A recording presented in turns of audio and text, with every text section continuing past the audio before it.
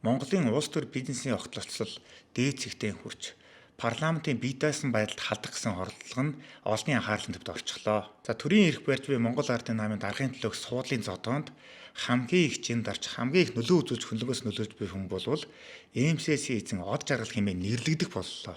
За яагаад гэхлээр Үндэсний аудитын газраас улсын хурлын 2024 оны ээлжид сонгуульд оролцсон нам эвслийн сонгуулийн зардлын тайлан өнгөрсөн оны 10 дугаар сард олон нийтэд ил болгосон.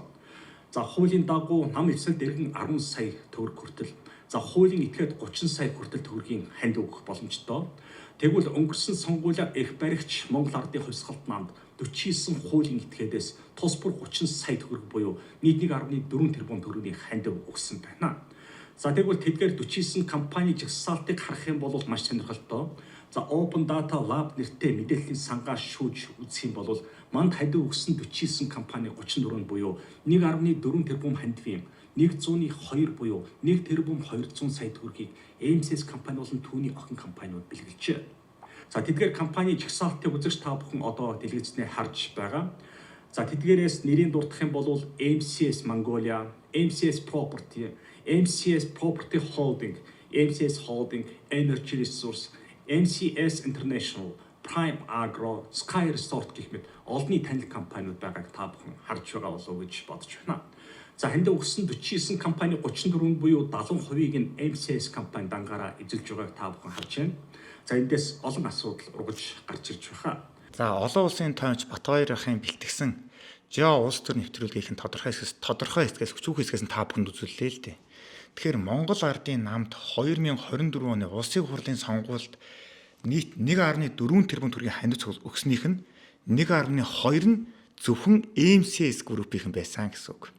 Өөрөөр хэлбэл төрийн эрх барьж байгаа энэ Монгол Ардын намыг эрх мэдэлд хүрэхэд нь хамгийн их санхүүжүүлж хамаг саналыг худалдаж авахд хамгийн гол нь нөлөөсөн хүн болвол ЭМС-ийн од жаргал.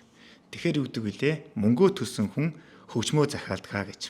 Энэ тэгэхээр Монголын улс төрд яаж харагдаж байна вэ гэхээр 2024 оноос эхлээд Монгол улс баялагтай эзэн болёо, баялгаа буцааж авъя.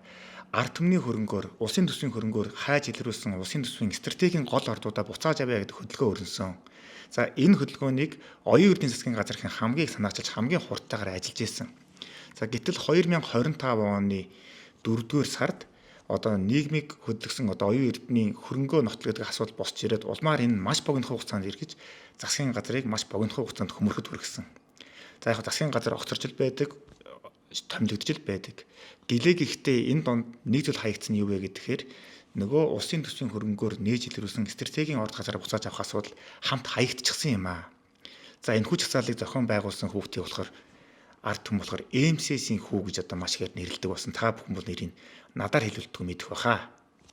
Харин өнөөдрийн нөхцөл байдал юу болсон бэ гэхээр улсын хурлын дарга Дашцэвгийн амар баясгаланг огцруулах шаардлагыг Монгол Ардын намын нэр бүхий гишүүд аль бие усаар гаргаж хэвлэлийн баг хурал хийсэн. Улсын хурлын даргаыг хугацаанаас өмнө огцруулах шаардлага гаргасан энэхүү өнөөдрийн Монгол Ардын намын гишүүдийн хамгийн түүчээ болж хамгийн их мэдээлэл өгсөн хүн болвол улсын хурлын гишүүн инх төвшин юм аа.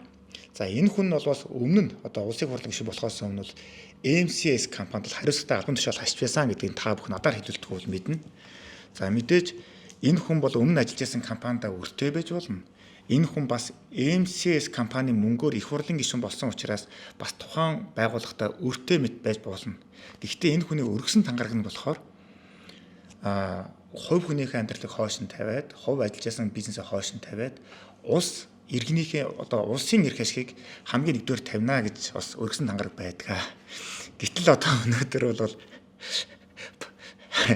парламентын гишүүд маань нөгөө сонгуульд ялахд хүргэсэн, хандив өргөсөн энэ компанийнхаа нэгсэндээ улс эрх орны хашиг тэр компанийнхаа доор тавьж байгаа үйлдэл нь бол бас олон нийтийн донд бас тодорхой хэмжээний шүүмжлэл гаргаж X дээрээс нэлийн их асуудал хилцүүлэг өрнүүлж байна. ЭМС компани охин компани Energy Resource нь Эрдэнэс 5 толгой хэмээх ланжгар том ордын нөгөө 6.5 тэрбум тонн нүүрстэй ордын ердөө 4% эзэмшдэг гэж хэлдэг. Энийг бас хуулийн дагуу авсан гэж ярьдаг.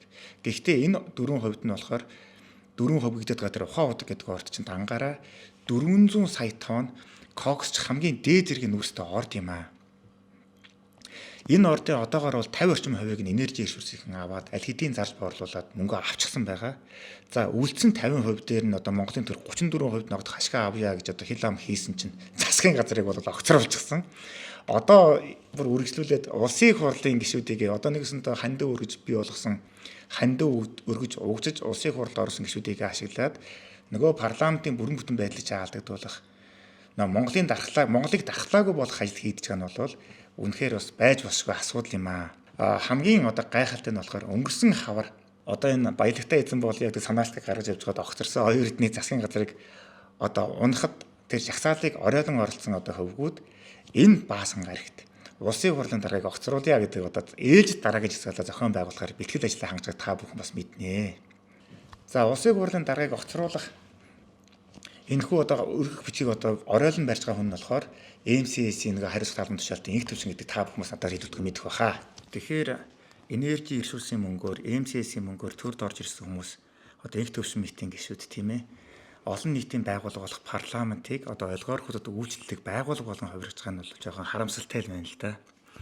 Тэгээ Монголын мэрэгэн ард түмэн одоо ухаантай юм чинь Монголын хувь зээ, халахын хувь зээ дуусахгүй юм чинь тэгээд энэ хүмүүс арай ч нэг асуудлын нэг талд нь гарчихгүй байлгүй гэж найдаж байна да.